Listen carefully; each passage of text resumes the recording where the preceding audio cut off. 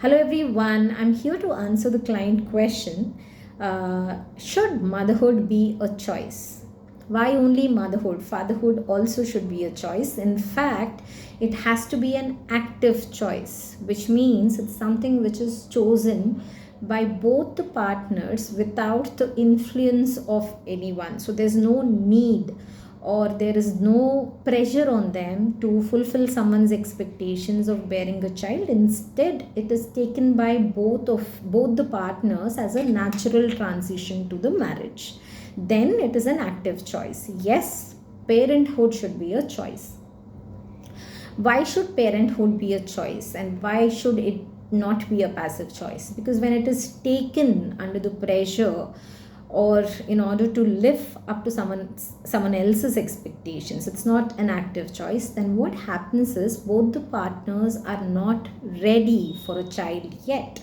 Readiness plays a lot of importance. There's a lot of role that readiness plays in the mental health and physical health of a mother and the father too during pregnancy and in the postpartum period. So it's important that they are mentally and physically ready for it. So we all know that we're trying to ensure that we are physically ready.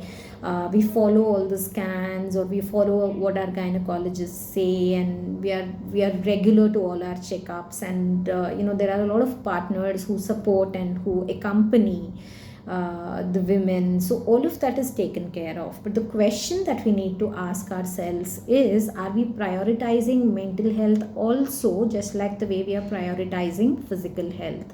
Why is it important? Because a lot of research says that it's important to give a healthy environment to the woman during her prenatal period and during the postnatal period, because how she kind of stays all throughout the pregnancy and in the postpartum period plays a significant role in the fetal development or in the child development later.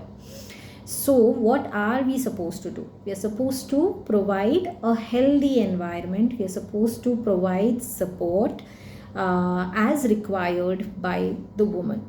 A lot of research in this area shows that when a woman undergoes a lot of stress during the prenatal period and during postnatal period, impacts the child's cognitive development. It also impacts the child's HPA axis. What is HPA axis? It impacts the child's hypothalamus, pituitary, and adrenal axis. These are parts or glands in the brain. They are responsible for the emotional dealing, or how a child handles their emotions. So when a mother undergoes a lot of stress during the prenatal period, or mental health conditions like anxiety and depression in the pregnancy and in the postnatal period, it impacts the child's HPA axis, which means the child might have issues in future while handling emotions. Not just that, there also might be cognitive deficits because of the stress that the mother experiences.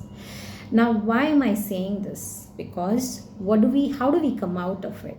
What do we do to address it? So just like the way you prioritize your physical health, you monitor your physical health and the growth of the child, you also need to monitor your mental health. So whenever you experience the lows, there are sleep issues, there are a lot of thoughts, there are a lot of emotional turmoils or emotional overwhelms that you experience, please ask for help, reach out to your partners and families, and if needed, reach out to mental health professionals too, because early intervention always helps. So when the mother's mental health is addressed, the outcome is beautiful in not just not just with respect to the baby, but also the mother's well-being is taken care of. So please do reach out to help timely and prioritize your mental health when you're pregnant and in the postpartum period too. Thank you.